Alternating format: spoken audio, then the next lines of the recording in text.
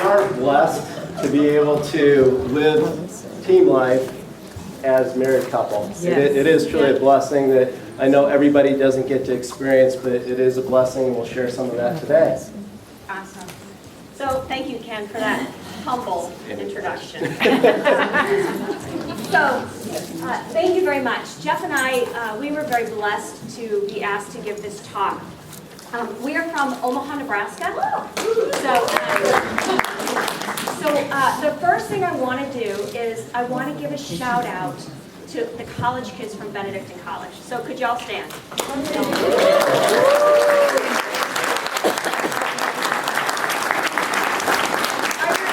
there any other university students in the room? Okay, high school students. Maria.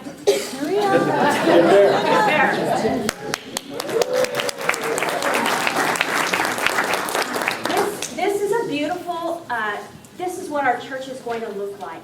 So as formators, the first thing I'm going to do is challenge you out of the chute. The next formators convention we have, I want to triple that number of universities in this room, right? So this talk is about teen life, and the best place for a Regnum Christi member to live the 5 principles that we have set for all the territories in the world of Regnum Christi is in our team. And those principles are to live in communion, to build collaboration, to inspire trust and accountability, and to live out the practice of subsidiarity. So if you really want to know how to make Regnum Christi thrive in your teams, it's to start there. It's to start with communion. It's to live collaboration. It's to trust each other and respect each other's vocations, both in your team and amongst the branches of the movement. It's to hold ourselves accountable to all those things that Mike Williams talked about today in growing our prayer life, right? And it's to practice subsidiarity, to really form apostles and then let them go and do what we form them to do. So Jeff and I, we live in a lay-run section. So yes, we have been blessed by vocational road teams that come down and share the charism of Regnum Christi with us, but we live in a lay-run section. We don't have a school, we don't have an institution, we don't have community. So the movement, our community is in our teams. So this is what we want to share with you. Now, we aren't the ultimate at team life. We just have a lot of experience at it. And what we've had is we've had a lot of trials, and we've had a lot of errors, and a lot of errors. But what we've done is we've learned from that trial and error. And what we're going to do is we're going to share with you today some of the things that we've learned and some of the experiences that we had. And you know, if Donna's involved, it's going to have some heart to it, and it's going to have some fun to it. This is how we roll. Well, we all know that on our teams is one of the first places that we encounter our Lord, right? But our teams, we affectionately call them our encounter teams, but originally, those teams are named the teams of perseverance. Because your team is meant to help you persevere in your vocation to Regnum Christi. So in that team is where we encounter our Lord. We encounter Him in our personal prayer. We encounter Him in His Word, doing our gospel reflections. We encounter Him amongst the members of our team. And we encounter Him in the world when we do our case studies and when we take it out to the streets. That Lord that we do encounter, the Jesus that we encounter in the encounter, we need to take Him out onto the streets with us. You know, I've heard a lot of people say, well, we need to wait until the renewal's over. We're just going to sit on our hands and wait to do something. We need to go out and take the formation that we have and go out and evangelize through that encounter. As men, a lot of times what we do is, we'll talk about what? As men, what do we talk about? Sports. How's your bracket going? Okay? Oh, I think it's going to snow tomorrow. Politics. What about the election? Okay? Or work. But when you go to encounter as a man, what do we talk about? We talk about a relationship with Christ. We don't do that in our daily work environment, but we do that in the encounter. And what I found with men is that we learn more about the men on our encounter teams, deep in our men, not just surface level, than we do with our friends and the people that we work with.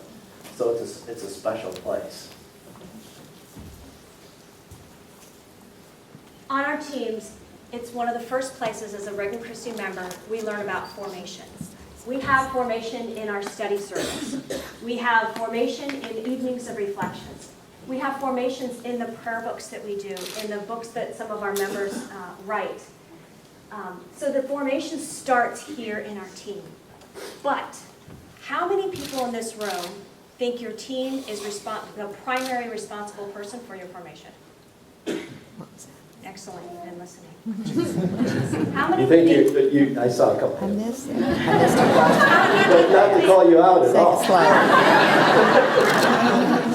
How many of you think the mission of Regnum Christi is to make sure you have all the formation you need? And it's solely Regnum Christi's responsibility? Good. Because our statutes are pretty clear. The Regnum Christi formation, we are co-responsible for our formation. We are not just receptacles. We have to go out and we have to seek it. Who's familiar with the commitment card? Okay, I see like on these posters on the side. Is everybody aware that the prayer book and commitment card you get right as an app? Pretty cool. I'm going to read you part of the commitment card. It says, to myself, and it ties to what Donna was talking about there, to use all the means at my disposal to grow in my integral formation, building my Christian leadership in order to be a good disciple and apostle of Jesus Christ at all times. And that's something that we go over at every single encounter. So on formation, as far as that goes, one of the best places to go is RC Spirituality Center. That's a great place to start. And I think as we go on in time, we're going to see that that platform is going to grow and there's going to be a lot more out there for us. And as far as formation goes, we do have other means of formation. Our encounter groups are part of our formation, right? And then we also have spiritual direction. We have study circles. We have the seminars, evenings of reflection. So that's all available to us through Regnum Christi, and there'll be more as time goes on. But the thing is, we are responsible, as Donna said, for our own formation. We're responsible to read books like Mike talked about earlier. There's some great resources out there for us to form ourselves.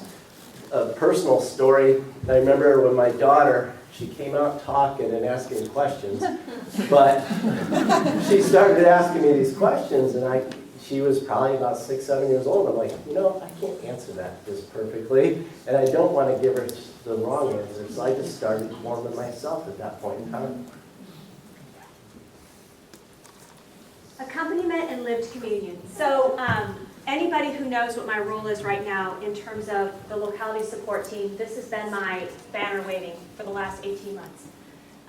What has the renewal done for me? Renewal for me has affirmed deeply in my heart that what Regnum Christi offers the church is this experience of lived communion. So we all know there's different forms of accompaniment. There's accompaniment that we get through spiritual direction. There's accompaniment we get through spiritual or apostolic direction. There's mentoring that we do for our youth and our young people. And there's also spiritual friendship. And spiritual friendship is the type of accompaniment that we have on our teams. Because those members of our teams, those women that are on my team, they are my closest friends. And they accompany me, and I accompany them. Well, what does it mean to accompany somebody? It doesn't mean dragging them by the hand. It doesn't necessarily mean shoving them forward or pulling them back. Accompanying them is walking alongside them. Recognizing their free will, their God-given free will to respond to God's invitation as God wishes, and me to walk with them. So the women on my team, they know me at my very best, and they know me at my very worst. And they accompany me along the way and choose. And I really believe that if Regnum Christi does what it's meant to do, if we really come to communion, internal communion with our God, and if we learn to live communion within the branches, just within the lay branch, within the legionary branch, within the consecrated men and women's branches, and then we learn to live communion as a family, we can show that to the church. A church that's broken, a church that's fragmented, a church that's so wounded and so busy they forgot what it means to live in a family. And I think Regnum Christi can show them that. Guys, generally, I think women are a lot better at this than we are, naturally. And part of it's that maternal instinct. But it's in leadership roles throughout my life, what I found is you have to go meet people where they're at. So if you have that person that's just starting and they're brand new, go meet them and welcome them and show them the way to get to be a Regnum Christi member. Now, if they're already a member, you have to show that you value them and that you know them and that you get to know them. I was listening to a teamwork audio, and it was very interesting. I've seen it since I've been here too. There's been a lot of geese fly over, but this was ducks. Okay, and ducks fly out in a V formation, right? And when the lead duck gets tired, what happens? Goes to the back, right? So the leader gets replaced, right? And then what happens if a duck comes out and it starts to drag behind? You know what happens? That lead duck comes back around. I didn't know how this all worked, but I do now. That lead duck comes back around and picks up that other duck and puts it back in formation.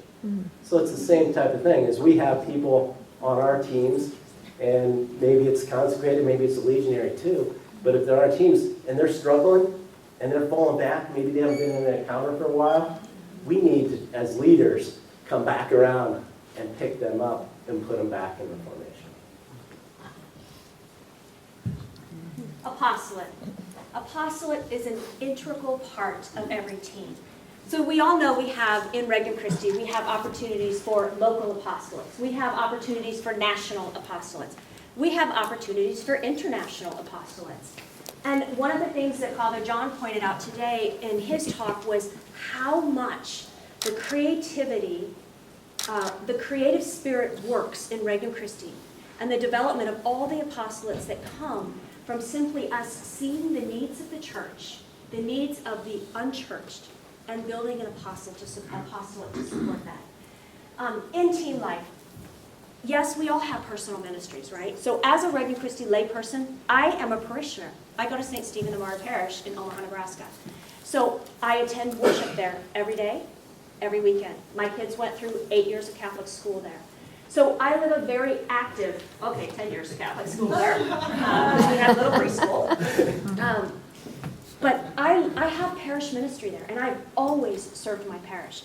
But there's personal ministry, and there's team apostolate. And something happens when a Regnum Christi team goes out, right, and does apostolate.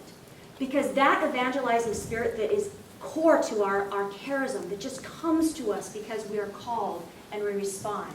When we go out and we do team apostolate, our charism is so tangible. It's so visible. It's so exciting that it draws people to us. All right? So yes, we want to be fishers of men. But honestly, we are the nets. If we just put ourselves out there, the fish come. Right? An apostolate is how it happens, right? It's how we learn how to put what we do in our formation and our prayer into action. This guy here, he has a really good apostolate. It's coming soon. Men need apostolate as well. And we need apostolate on 3 different levels. The first level of apostolate that we need is financial. As men, we need to give to something. As it was mentioned in the talk yesterday, you live when you give, right? And for a guy, for me, it's really easy. Okay, this is an easy problem. Take care of how much you need. Done. Okay? So that's an easy one. But it's an important one. Another one would be you need an individual apostolate, an apostolate that you do on your own. And then thirdly, this one's a really important one, is that you have a team apostolate. And that team apostolate can take a variety of forms, and many of you have team apostles, but from a man's perspective, I think it's critical because, great, I have an encounter group. It's great. We go, we have gospel reflection, case study, cool. Go home, nothing else to do, done. And then I can do this at home. I can read the gospel. I can, make up a case study, whatever, on my own. But what I can't do is have that apostolate, that team apostolate, and that team apostolate's going to hold the men together. It's going to hold that team, that group together. It's also going to create something else that we're going to talk about a little bit, and that's bonding among the men. Okay, my favorite thing is the missionary spirit that comes from Regnum Christi. And there are many ways teams can live that missionary spirit. But the missionary spirit is a natural expression of our apostolic zeal. So in our teams, in our section, right, the missionary spirit, this is what brought life to our sections. When we first started with the renewal, we started by sponsoring missions. We started by funding projects, okay? Maybe not everybody on my team can go to Haiti with me. Maybe not everybody on Jeff's team can go to Mexico with him. But they can all participate in the mission. So we have done multiple events where we've done Christmas for Haiti. We did believe it or not, a diaper wipe and sanitary soap, whatever it is, disinfectant soap, hand sanitizer drive for Christmas one year to take to Haiti. Oh my gosh, I will never do that again. Those suitcases were so heavy.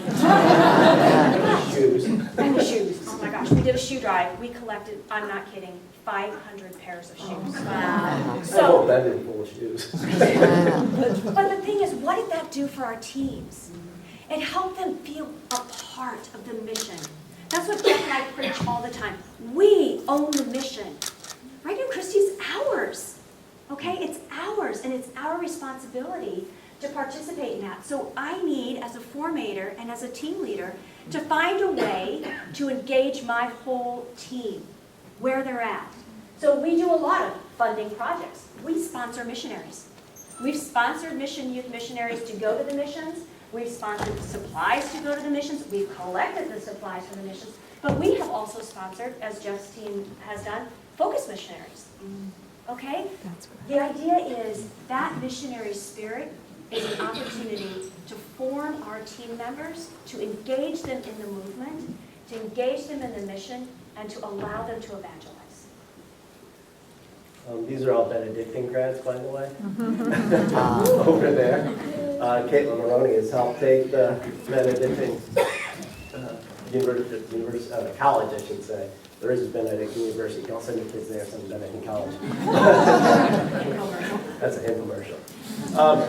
But mission breeds bonding, especially amongst men. And on mission, you live together in a community there. You eat together. You work together. You pray together. You go mass together. And you work together. And when you work, you're going to find a couple things. There's going to be some highlights that are just awesome. And there's going to be some big disappointments. And at the end of the day, you share those highlights and those disappointments.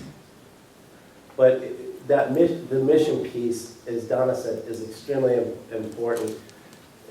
Everybody that I've gone on mission trip with, I have some sort of bond with that person for forever. You see those people again, and you have a bond. The same kind of thing happens with pilgrimages too. You have that bond with that group of people that went either on that pilgrimage, I see head shaking, or on that mission trip. So it's an incredible experience. If you haven't experienced it, or your kids haven't experienced it, I highly encourage it. So team bonding. All right. So Jeff and I, we're fun. We're fun. So we love fun. Actually, the person who taught me that Regnum Christi is meant to be fun, that your team life is meant to be a time of deep prayer but also fun, is Father Edward Hopkins. So, Father Edward, I blame you for this. So team bonding for us, it can be in the prayer. It can be in the shared experiences of mission and the shared experiences of the apostolate. But team bonding can also be something completely not Regnum Christi. So my team, that I just love to death, we have monthly, especially during the spring and summer months, we have a monthly activity that somebody on our team plans. And then the team goes and does. So one of them, I have a retired police officer on my team. So she had been talking to us. She planned the team bonding. We all went to a shooting range. We all learned how to shoot guns. Okay? The other thing I love about my team, and there's some people in here who I think have been part of this. So in my team, I mean, I've been in Regnum Christi a really long time. So I've actually had 2 decade birthdays since I've been in the movement. So we have on my team something called the shenanigans team. So late night shenanigans surfaces when one member of my team has a decade change birthday. And we have gotten incredibly creative over the years, but what happens is that everybody except the birthday girl meets at a house, toasts the birthday girl, and then creates some amazing yard art that we deliver in the middle of the night to this person in cahoots with their husbands. So anyway, this happens to be one of those team events. And this was one of the girls who is always like she's an instigator. She's the shooting range girl. She's a team instigator. And so for her 50th birthday, it took us a month to plan her little late night shenanigans. And it was to get everything prepared. And to get everything prepared. And so what we did, it was epic. We dressed in black, and we filmed the entire thing, and we put it on her social media website before she even got home to see that she'd been pranked. Her husband Yeah. was in on this. He knew what was going on, so he took her out to dinner. So anyway, but there's something that happens with that, right? Because everybody relaxes in a different way. And when you go out and you have those shared experiences that are just fun, right? It brings even that sense of familiarity together. That's why our communities have community days, right? And you go out and you play sports and you do hikes. Well, the lay people, we need to do the same thing with the members of our team. Yes, it's beautiful that we come together and we pray, but we need to have fun too. I think you need to tell them what you did to her yard. Well, if you can read the sign, it says 50 years and still whining. But it was, but it's W-I-N-I-N-G, whatever. Okay, so we actually spent a month or 2 collecting wine bottles, 50 of them. And we made yard art. And then we took them and we decorated, she lives on an acreage, so we decorated her property with very creative wine bottle art. Well,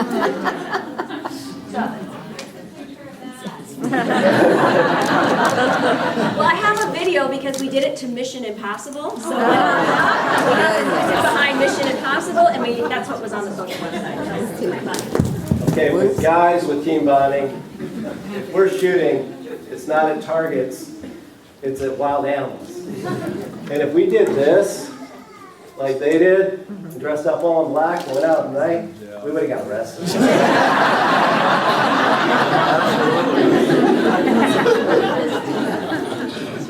All right, with guys on bonding, it needs to be something physical. Okay? This one here, this was a hike. Some of you in the room might recognize this, and some of you might recognize, some of my friends from Canada might recognize the place. But that was a really fun day, and that was a day of bonding, and it was a somewhat difficult hike, especially if you're a flatlander, but like myself. But it also gave us guys an opportunity to bond that day.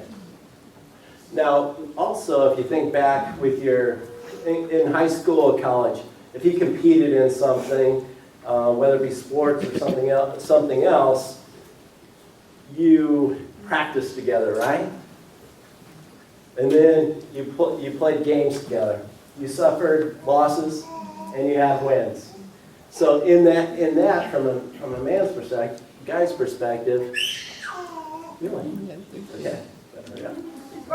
So from that standpoint, that's where we bond. We bond in that competition as men. We bond through that practicing and that teamwork together. They have some really cool men's bonding stuff too, but Donna's pictures and stories are much better. So integration. So integration is something that Jeff and I feel like this is one of our favorite things about Regnum Christi as well. So one of the things we learned firsthand is that how important integration events are. And in our locality, we have a lot of Regnum Christi members that are where both members are not Regnum Christi. So we learned that one of the most beautiful things about hosting integration events were those that were done as mixed couples. Because it gave the women on my teams an opportunity to invite their husband to an integration event, where they could meet the legionaries and the consecrated women, where they could hear a great talk, and they could see the people in the community that their wives were exposed to. I love the integration events. In particular, I really like the events where there's men and women, because we can't expose spouses that aren't involved in Regnum Christi. We can Christi. So, and it also gives us an opportunity to invite other people in that aren't members of Regnum Christi, both male and female, and they get to see us from a different perspective. Also priests, which we'll talk about here in just a sec. But real quick stories. You see the Happy Holy Hour. You guys will appreciate this. My wife, says, "Hey Jeff, there's something really cool that I saw, and I think you're going to like it." I'm thinking, okay, I wonder what I'm going to have to do now. But this one's pretty fun, because anytime you add adult beverages and fun to it, a lot of guys will usually come. And we've had anywhere from 20 to 40 guys show up for one of these. But what's really nice too with the Holy Happy Hours is we have the legionary priests come in, they give a talk, so we expose guys to the Legion, and we get guys that become interested maybe in Regnum Christi. Also, if they aren't interested, some of them become really good friends with Father Joshua, but they get to know the Legion, they become what I call FOMs, Friends of the Movement. Yeah. And then this next story real quick, and Carrie, we'll go over just a little bit. This one here was a really great event that we did as an integration event. And what we did is for our parish, we took the team members that were in our parish, invited everybody on our teams, the men's and the women's, and we got together and we had a potluck, and we have 3 priests in our parish, and we brought those priests in to have an appreciation dinner for them. Okay? But it was even more special than that, and Donna's going to talk about that. So Jeff and I have this tradition in our family, and some of you in here have been, I think, blessed to be at our table more than once and maybe experience this. We have this tradition in our family where we have the special plate. And so once a month, usually at Sunday dinners, and then of course on special birthdays, somebody would get the special plate for Sunday dinner. So their plate setting was different than everybody else's at the table. And what had to happen is after grace, everybody around the table had to say why that person was special to them, who had the special plate. And when you're raising children, especially teenagers, sometimes that's really difficult for them. And we always insisted that it had to be a pure intention, right? That they had to purely say why that person was special. And I'll tell you what, my kids still love that. And when they come home for dinner, all of them in college will say, "Hey, we gonna pull the special plate out?"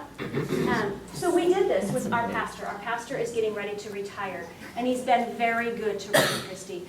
And our history in our parish, in the very beginning, the first 10 years, not so warm and fuzzy. New pastor, very supportive of Regnum Christi. So we gave our pastor the special plate.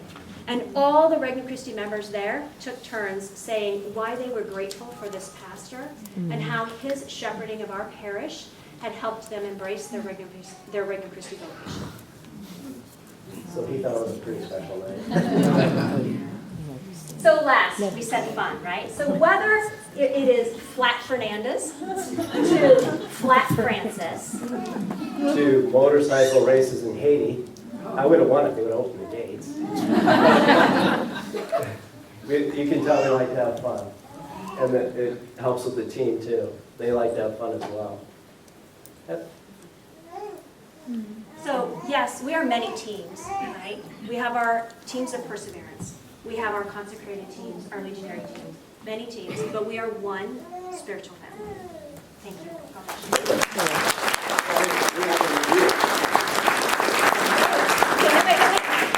So, We're gonna have fun. as good formators, we know that you can't just hear something, you have to experience it. So we brought Team Christ, right? And we're gonna have a little review here. So, sorry. So, team bonding and team integration. Got it? Got it. Show me your sweet spot, baby.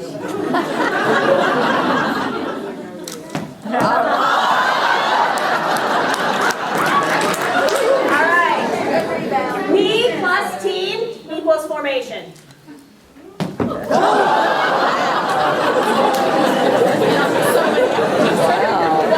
Shared apostolate is local ownership. We own the mission. Nice and easy.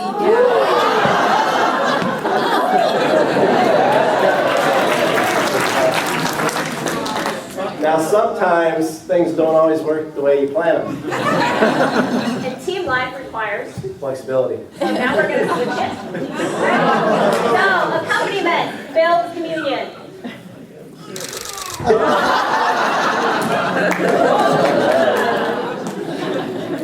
Team life is enhanced by a missionary spirit. And the home run ball. Money ball. I think you should Team throw that life. out there. Encounter with Christ You want me- in prayer, in the Word, in each other, and in the world. Ready?